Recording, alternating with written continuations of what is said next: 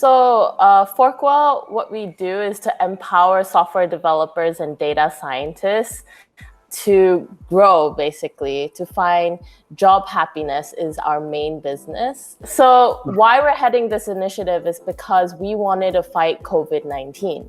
And to do that, we gathered our communities of who we directly work with, which is software developers and data scientists, to hop on and empower them and showcase, solutions that can be made by them to fight COVID-19. I think that a lot of us feel like we want to contribute. We witness on the news that there's a lot of frontliners like doctors and nurses that are getting sick. And us, we're just watching, from home. So we were thinking, what can we do? That's why we tried to tackle 2 topics that could actually contribute to not only, our nation, but other nations, and whether they could build, web platforms or apps that could help other countries to help tracking COVID-19. I think it just gave overall hope for everybody to kind of contribute to solving this, sooner, because it just seems like it's a long journey towards overcoming this problem. Yeah.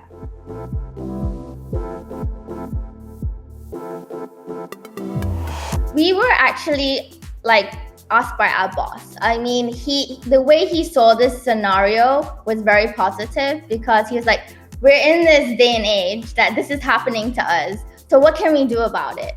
And, we were trying to think, we have data scientists and software engineers who can create magic, honestly. They can do so many different things.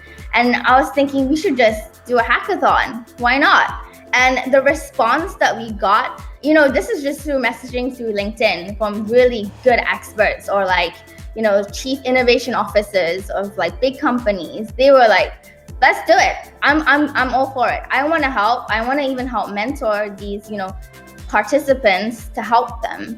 So it was pretty amazing, the response that we got from this. Yeah.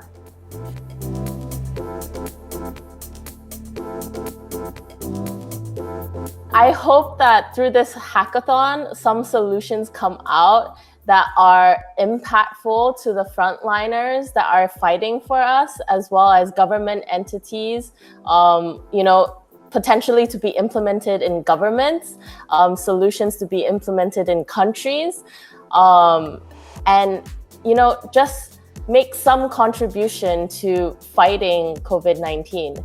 And if there aren't really any solutions that come out of it, we're still really happy, because we would have raised the awareness to let software developers and data scientists know that they can make a change and they can contribute in their own ways.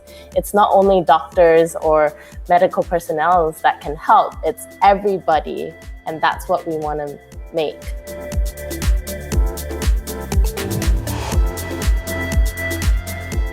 Firstly, we're trying to gather as many participants as possible. So, our target is at least 500 participants. And then how we're measuring this success is honestly the submissions as well, our judging criteria. So we're looking towards, the top submissions, the solutions they come up with, how impactful they are, and whether they can actually be realistically implemented. So that's what we're looking for at the end of this, hackathon. We want to really follow through with all of these ideas, whatever, these teams build. And we're just hoping that it really does make a change for COVID-19.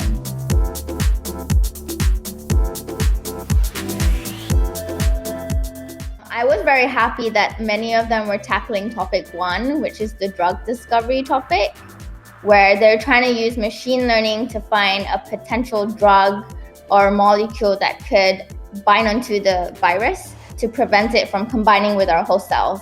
So that is something very, complex, but they're willing to tackle it. So I'm very happy. And we have experts that are backing us, helping them, support them with any questions that they need. So, yeah.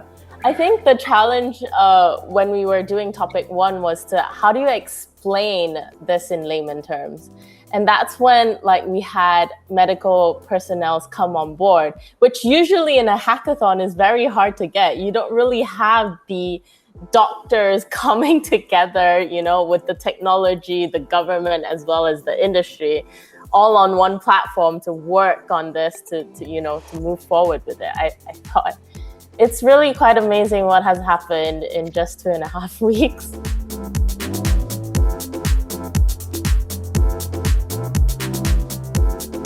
What's happening right now, I mean, it may be worrying to you. You may see just so many more problems than solutions. Why not empower yourself, take ownership, create something for yourself, and it can help a lot of people. Like, just believe in yourself that you can make a difference in this, what's happening, because everyone's in on it. Everyone's fighting the same single problem in the world. So try to contribute as much as you can, even if it's just an idea. There's a whole, support system right now that is willing to help. As software developers and data scientists, you guys make amazing creations, and you guys are basically magicians, as we call it. It's not only doctors or nurses that can help, it's everybody. Not only you as developers, but your family and different other roles, we can support them in all different kinds of ways. And as magicians, you guys can come up with great ideas. As long as you identify a problem, and if you come up with a solution to that, you already make impact. And to me, I believe that, at least me, a software developer or a data scientist, a magician, you would want to build something that people use or that you have impact on to make someone's lives easier.